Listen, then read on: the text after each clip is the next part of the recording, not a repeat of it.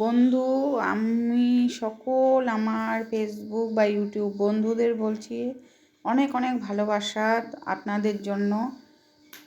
যে সকল বন্ধুরা আমরা এই ভিডিওটা দেখবেন, আশা রাখছি যে তাদের অবশ্যই ভালো লাগবে। সবথেকে ভালো লাগলো এই পাখিগুলো, যার জন্য আমি ক্যামেরা বন্দি করলাম, যাতে আমার বন্ধুদের ভালো লাগে। তো এই যে আমি যখন লঞ্চে করে যাচ্ছিলাম গঙ্গাসাগর, কাকদ্বীপ থেকে নেমে টোটো ধরে তারপরে তো আমরা ভেসেলে আসলাম, ভেসেলে এসে লঞ্চ ধরে যাই হোক আসলাম। এসে গঙ্গায় যখন যাচ্ছি, পাখিকে শুধু খাবার দেওয়া হচ্ছে, আর হচ্ছে পাখিগুলো কোথা থেকে উড়ে এসে এসে এই খাবারগুলো খাচ্ছে। আর এত সুন্দর জলের মধ্যে এরা ভেসে ভেসে থাকছে না, দেখতে এত ভালো লাগছিলো। আমি জীবনের এই প্রথম দেখলাম, আসলে গঙ্গাসাগর আমি জীবনের প্রথম গেলাম। আর যাওয়ার সময় আমি এই দৃশ্য দেখে, আর এরকম দৃশ্য দেখার পরে কাউকে দেখাবো না, এটা তো হতে পারে না, তাই না বন্ধুরা, বলো?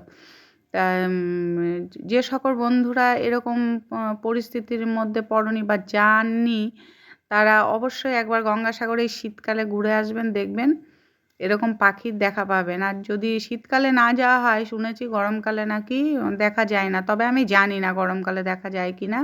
তো আমার এই প্রথম অনুভূতি, মানে এত সুন্দর, এত ভালো লাগলো আমার। আর আমরা যে লঞ্চটায় গিয়েছিলাম, এত ভিড় ছিল, বসার জায়গা পাইনি। তো দাঁড়িয়ে দাঁড়িয়ে এরকম দৃশ্য দেখার পরে তো দাঁড়িয়ে দাঁড়িয়ে ক্যামেরা বন্দি করতে করতে কখন 45 মিনিট 1 ঘন্টা কেটে গেল বুঝতেই পারলাম না।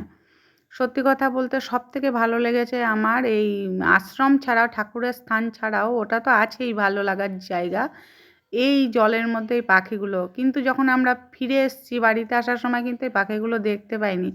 হ্যাঁ, দেখিনি তা নয়, দেখেছি অনেক, যে এক জায়গায় তারা জড়ো হয়েছিল, হয়তো অনেক পেট তাদের ভর্তি হয়ে গেছিলো, ওর জন্য অনেক খাবার দেওয়া হয়েছিল আসার সময়, কিন্তু একটা পাখিরও দেখা পাওয়া যায়নি।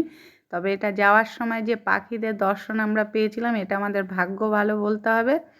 আর এরকম দৃশ্য কেউ ক্যামেরাবন্দি না করে থাকতেই পারবে না। এখন যখন ফোন আছে, সবার ক্যামেরা আছে বলতে গেলে, তাই আমার ভালো লেগেছে, সকলেরও ভালো লাগবে, আশা রাখছি সবাই দেখবে।